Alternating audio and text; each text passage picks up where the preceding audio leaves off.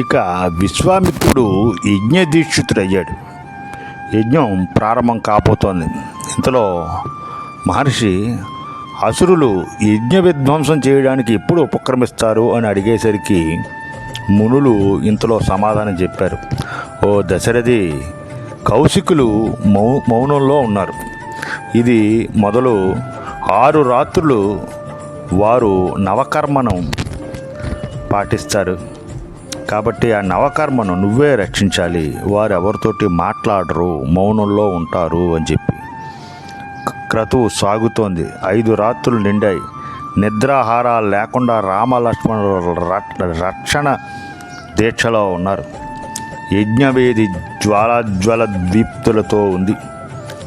ఆద్యధారలతో విశ్వామిత్రుడు అగ్నిహోత్రుడికి తృప్తి కలిగిస్తున్నాడు. ఒక పక్క నిర్విరామంగా వేదఘోష వినిపిస్తోంది.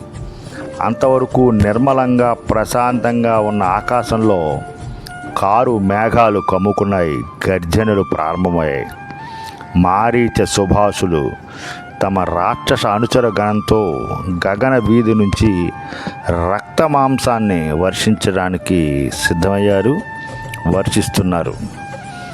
ఆ మేఘగర్జన వింటూనే లక్ష్మణ, అరుగో అనుచరులు చూస్తూ ఉండు, ఆ అసురాసురులు వచ్చేస్తున్నారు అంటూ ఆగ్నేయాస్త్రం సంధించాడు.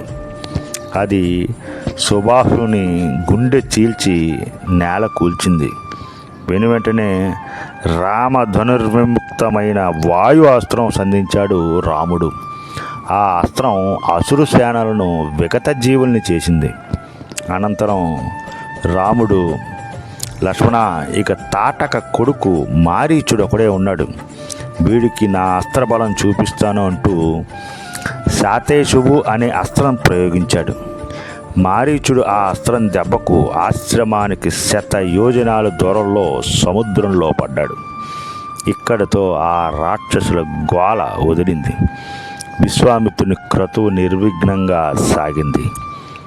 ఇంకా రామలక్ష్మణులు మహర్షి విశ్వామిత్రునితో కలిసి మిథురా నగరికి నగరాభిముఖంగా ప్రయాణం అయ్యారు.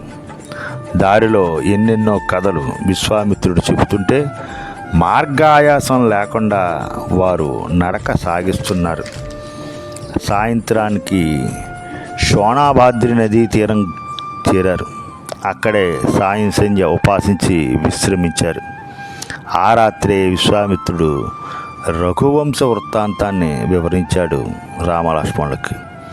మరునాడు ఉషకాలంలో విద్యుత్కర్తలు నిర్వర్తించి ప్రయాణం ప్రారంభించారు. ఇక మిథిలా నగరానికి వెళ్ళంత దూరాన ఉన్న అడవిలోకి ప్రవేశించారు. ఆ అడవి అంతా నిర్జీవనంగా ఉంది, కానీ ప్రశాంత రమణీయంగా కూడా ఉంది. ఆశ్రమంలో ఎవరూ ఉంటున్న దాఖలాలు లేవు. వెంటనే ఏమ ఆశ్రమం, ఏమిటా కథ అని రాముడు విశ్వామిత్రుడిని అడిగాడు. వచ్చే ఎపిసోడ్లో చూద్దాం. స్వస్తి.